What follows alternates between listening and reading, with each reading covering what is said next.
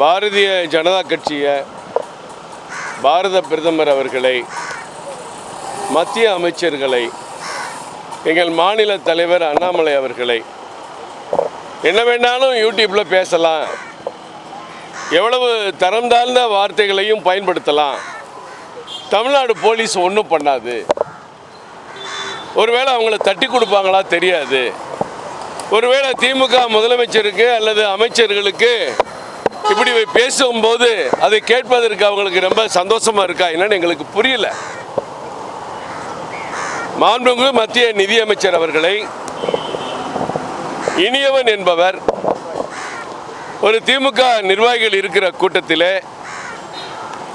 லியோனி போன்றவர்கள் இருக்கக்கூடிய கூட்டத்தில் ரொம்ப தரம் தாழ்ந்து எந்த ஒரு சகோதரியையும் இந்த இந்திய நாட்டில் இருக்கக்கூடிய 70 கோடி பெண்களில் எந்த சகோதரியும் பேசக்கூட வார்த்தையெல்லாம் ஒருத்தன் பேசுகிறான்.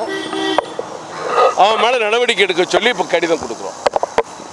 அதே மாதிரி பாரத பிரதமர் அவர்களையும் அமித்ஷா அவர்களையும் பரத்வாஜ்னு ஒருத்தன் அவன் ஒரு யூடியூப்பில் உட்காந்துட்டு அவனும் பொறுக்கித்தனமாக என்ன பேசக்கூடாதோ அதெல்லாம் பேசுகிறாங்க. இவங்க மேலையெல்லாம் நடவடிக்கை எடுங்க ஐயா. இந்த மாதிரி நிறையா முறை நாங்கள் கொடுத்துருக்கோம் டிஜிபி ஆஃபீஸில். ஆனால் இனிமேல் டிஜிபி ஆஃபீஸை நம்பி எங்களுக்கு பிரயோஜனம் இல்லைன்னு தான் தோணுது. இதில் நடவடிக்கை எடுக்கலை, இவங்க 2 பேரையும் கைது பண்ணலன்னா இதே மாதிரி தான் கருப்பர் கூட்டம் கந்த சஷ்டி கவசத்தை பேசும்போது முன்னாள் தலைவர் மத்திய அமைச்சர் முருகன் அவர்கள் தலைமையில் வேல் யாத்திரை போனோம் தமிழ்நாடு பூரா. அப்புறமேலாம் அவங்கள கைதே பண்ணாங்க, அந்த சேனலை முடக்க வேண்டியது இருந்தது. இப்போ இந்த மாதிரி மறுபடியும் ஆரம்பிச்சிட்டாங்க. மறுபடியும் ஆரம்பித்து பாரத பிரதமரை, மத்திய அமைச்சர்களை, குறிப்பாக இந்த கடிதத்தில் குறிப்பிட்டிருக்கபடி மாண்புமிகு நிதி அமைச்சர் அவர்களை, மாநில தலைவர்களை எல்லாம் பேசுவது சட்டத்துக்கு புறம்பானதுன்னு தெரிஞ்சும் ஒரு வெறி பிடிச்ச எண்ணத்தோடு, ஒரு வெறி பிடித்த மனிதர்களைப் போல அவங்க பேசுகிறாங்கன்னா இதை தமிழ்நாடு அரசு தட்டி கேட்கணும். எதுக்கு நீங்கள் சைபர் கிரைம்லாம் வச்சுருக்கீங்க? எதுக்கு குறிப்பிட்ட அதிகாரி வச்சுருக்கீங்க? ஏதாவது தமிழ்நாடு அரசாங்கத்துக்கு, தமிழக அமைச்சர்களுக்கு, முதலமைச்சருக்கு எதிராக ஏதாவது கருத்து பேசுனா, இல்லை தமிழ்நாடு காவல்துறை அதிகாரிக்கு எதிராக ஒரு கருத்தை பேசுனா உடனே அரெஸ்ட் பண்ணுறீங்க, பல கேஸ் போடுறீங்க, குண்டாஸில் போடுவாங்கிறீங்க. ஆனால் இப்படி பாரத பிரதமர் கொண்டு மத்திய நிதியமைச்சர் உட்பட பாஜக தலைவர்களை பேசினா நீங்கள் நடவடிக்கை எடுக்க மாட்டீங்களா? இன்றைக்கு இது முடிவு தெரிஞ்சாகணும் தான் நாங்கள் லெட்டர் கொடுத்துட்டு அதிகாரிகிட்ட பேசிட்டு வந்திருக்கோம். அதற்கு உரிய லிங்க்கும் கொடுத்துருக்கோம். அவங்க என்ன பேசுகிறாங்கன்னு இந்த லிங்கில் போய் பார்த்தா தெரியும். அதில் இந்த கடிதத்தில் குறிப்பிட்டிருக்கோம். இதை நம்ம இதோட விட போகிறது இல்லை. சென்னை மாநகரத்தை ஒன்று திரட்டி மிகப்பெரிய அறப்போராட்டம் பண்ணுவோம். அந்த அறப்போராட்டம் டிஜிபி ஆஃபீஸ் முன்னாடி தான் நடக்கும். இந்த மாதிரி தரந்தாள்னு பேசுபவர்களை கைது செய்யாட்டி நாட்டில் என்னங்க ஒழுக்கம், கட்டுப்பாடு, அமைதி எப்படிங்க இருக்கும்?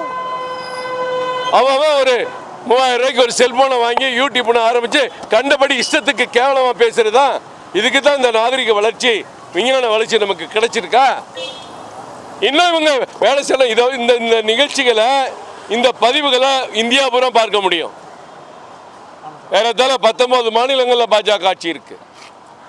அங்கே பார்க்குற நண்பர்களும் எங்களுக்கு ஃபோன் பண்ணுறாங்க, இந்த பதிவு எனக்கு ஆந்திராவிலேருந்து வந்துச்சு, அங்கே இருக்கவங்களை கம்ப்ளைண்ட் பண்ணி இங்கே இருக்கவங்களும் அரெஸ்ட் பண்ணணும் நம்ம போலீஸ் விரும்புகிறாங்க போல. ஒருவேளை இங்கே பாஜகவுக்கு எதிராக யாராவது பேசுனா தமிழ்நாடு அரசு நடவடிக்கை எடுக்காது, நாங்கள் என்ன பண்ணுறதுன்னு காவல்துறை பேசாமல் இருந்தாங்கன்னா, எங்கெல்லாம் இந்தியாவில் பார்த்து வேதனைப்படுறாங்களோ அங்கெல்லாம் கம்ப்ளைண்ட் பண்ணி ஒவ்வொருத்தரும் தூக்கி உள்ள வைப்போம் சட்டப்படி. இது மிகப்பெரிய அநியாயம். அந்த இனியவன் பேசுகிற கூட்டத்திலே பேசுகிற லியோனி, ஒரு அரசு பொறுப்பு, ஒரு நிறுவனத்தினுடைய பொறுப்பாளர் இருக்கக்கூடிய லியோனி அதை விட கேவலம் பேசியிருக்கிறார். இதெல்லாம் அராஜகம். மேடைகளில் நீங்கள் பேசுகிறீங்க, அந்த காலத்தில் தெரு முக்கில் இருந்து சாக்கடை பேச்சு பேசுனீங்க, அது அந்த காலம். ஆனால் உங்கள் சாக்கடை பேச்ச ஒரு நவீன யுக்தியில் ஒரு யூடியூப்பில் பேசி உலகம் பூரா பரப்ப நினைக்கிறீங்களே, இது மிகப்பெரிய அராஜகம். இந்த அராஜகத்துக்கு முற்றுப்புள்ளி வைப்போம் என்பதை தெரிவித்துக் கொள்கிறேன். எங்கள் மாநில தலைவர் அவருடைய உத்தரவுப்படி எங்களுடைய துணைத் தலைவர் அண்ணன் பால் கனகராஜ் அவர்கள், மாநில செயலாளர் அண்ணன் கராத்தே தியாகராஜன் அவர்கள், மாவட்ட தலைவர் காளிதாஸ் அவர்கள், பொதுச்செயலர் ராஜா அவர்கள் உட்பட இங்கே வந்து இந்த புகார் மனுவை கொடுத்துருக்கோம். இனியவன் வந்து திமுக பொறுப்புல இருக்காரா? தெரியாதுங்க. லியோனி இருந்த மேடையில் தான் அவரும் பேசுகிறாரு. அவர் பேசுகிற வீடியோலாம் நீங்களே போட்ட நேரம் பார்த்துருப்பீங்க சார். அதை பார்த்து உங்களுக்கு வெளியிடறதுக்கு வெளியில் சொல்கிறதுக்கு உங்களுக்கு மனசு வராது. அதை முதல்ல பாருங்கள். பார்த்துட்டு எல்லா ஊடகங்களும் கண்டனத்தை பதிவு பண்ணுங்க, பார்ப்போம். இந்த செய்தியை வெளியில் மக்கள் கொண்டு போங்க.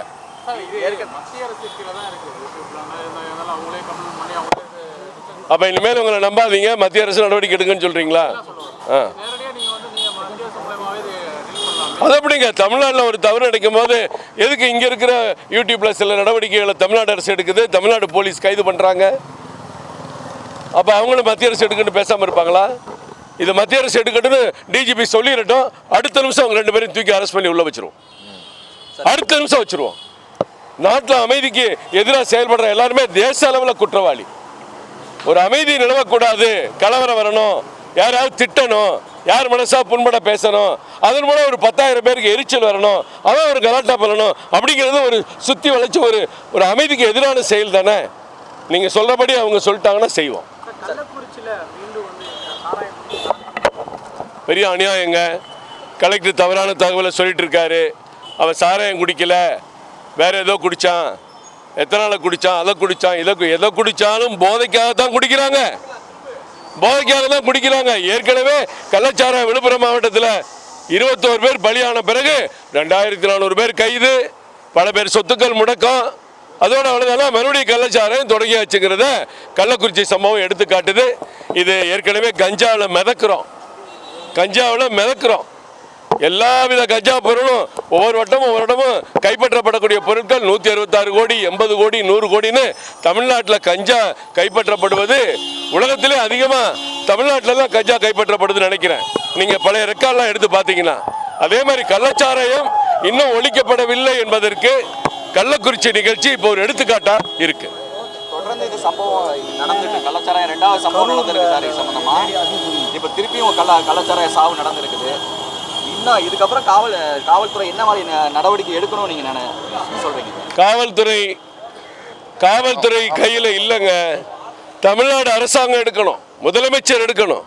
கள்ளச்சாராய சாவுகளை தடுக்கணும்னா செத்த பிறகு அவங்களுக்கு 5 லட்சம் 10 லட்சம் கொடுக்கறது இல்லை. கள்ளச்சாராயம் காய்ச்ச விடக்கூடாது, கள்ளச்சாராயம் விற்பனை பண்ண விடக்கூடாது. இது காவல்துறை மட்டுமல்ல, தமிழ்நாடு அரசாங்கம் தூங்குச்சுன்னா காவல்துறைக்கு சேர்ந்து தான் தூங்குவாங்க. இந்த தவறு முதலமைச்சர் தான் இதுக்கான பொறுப்பை ஏற்கணும்.